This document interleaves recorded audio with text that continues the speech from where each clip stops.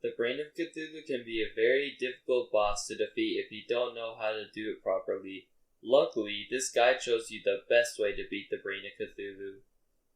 Hey guys, and welcome back to Young Malicious Gaming. I'm a Terraria streamer on Twitch, and currently I'm doing a Master Mode playthrough. So if you're into that kind of stuff, then go check me out at twitch.tv/YoungMaliciousGaming9.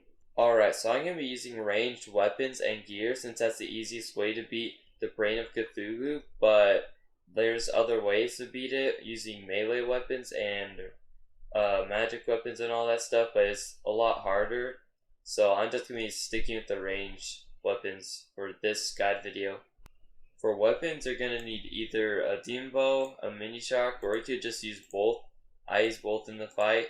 Also, if you have the Goblin Tinker, then buy a ton of spiky balls, because those are pretty useful for the first phase. I'm not going to use them though. You need healing potions, iron sleep potion, regen potion, swiftness potion, endurance potion, and anything that gives you the well-fed buff. Also, you're going to need the bloody spine to summon the Brain of Cthulhu.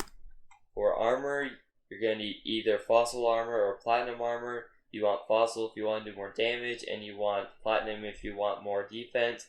It depends on how often you get hit or not. If you get hit less, then use this armor. You get hit more, then use platinum. For accessories, you're going to want Shield of Cthulhu, because it's very useful. Since the Brain of Cthulhu teleports around and you're going to need to quickly move away from it, which is why the Shield of Cthulhu is good for dodging it.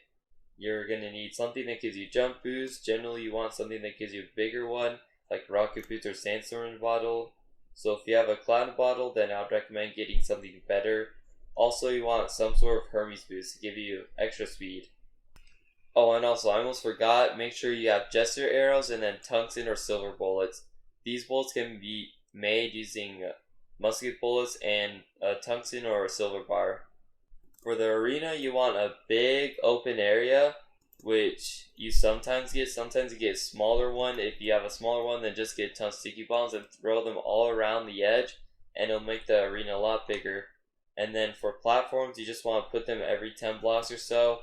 I put them more spread out since I have Sandstorm Bottle, gives you pretty big jump boost, and then Grappling Hook. Also, I forgot, make sure you have Grappling Hook.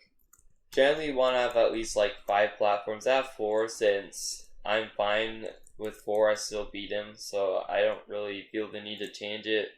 But if you're struggling with avoiding it, then just add more platforms.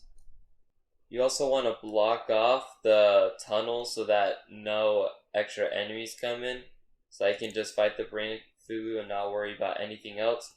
You also want to make sure you have a campfire since it's really easy to make torches and wood. There's no excuse to not have it.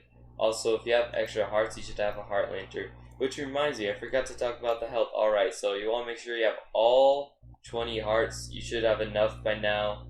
In fact, you should probably have extra for heart lanterns. If not, just go exploring more. Maybe you find some useful items for the fight. Also, make sure if you're using a magic weapon to have max mana, or at least as much as you can, since the more mana, the better, essentially. Before we get into the video, if you find this guide useful, please consider liking and subscribing. It helps support me a lot and lets me know to make more of these types of videos. Anyways, let's get on with the fight. Alright, so if you have spiky balls, then throw them evenly across all the platforms, and then you can quickly drink your potion and spawn them in. So if you did place down spiky balls, then these creepers are going to get destroyed very quickly, and you could use something like a mini shark to take them out. So basically what you want to do is try to get these creepers in a straight line and just shoot your Jester arrows like this. Just point at him, and then they'll all go back to the Brain of Cthulhu. Since when they get hit, that's what they do.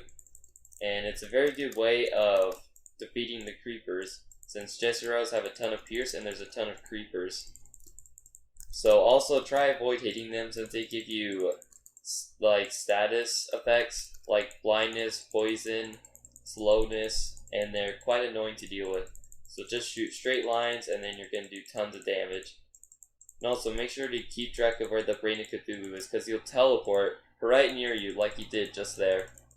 Alright, so looks like the creepers are almost destroyed. And bam. So now what you're going to do is just try not to move too much and try to shoot horizontally through the brain of Cthulhu so you can hit it twice. If you shoot straight up, you're only gonna hit it once. But if you shoot straight to through the side, then you're gonna hit it twice. So just try to either move away from it or use a Shield of Cthulhu and bash right into it to gain a little bit of invincibility. And also, if you're getting hit too much, make sure to heal. I'm not getting hit too much. Also, make sure to keep your mini-map open. I forgot to say that too, because it'll come useful later in this fight. So as you can see, it's kind of getting a little hard to tell now. So this is when you want to switch your mini-shark, because you're going to have less time to see which one's a Brain Cthulhu, and this helps stun him better. There we go, you beat him.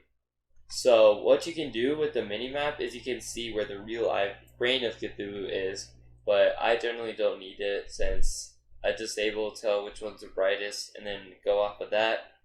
But there you go, you beat the Brain of Cthulhu. If you're any other class, then you want to use some different weapons. Like if you're magic, you want to use Amber Staff, Diamond Staff, or Ruby Staff. If you're melee, you want to use some sort of spear like the Rotted Fork or the one spear you get from the desert. If you're a summoner, you want to use Flink's Staff or Finch Staff, and then also make sure you have the Flink's fur coat, and then probably just Platinum Armor. If you have any other questions concerning like different classes, then please ask me in the comments. I'll probably answer in like probably a day's worth. But that's it for this video, so thanks so much for watching. Please consider liking and subscribing if you found this guide useful. It helps support me a lot. Also knows to let me make more of these. And have a yummalicious day.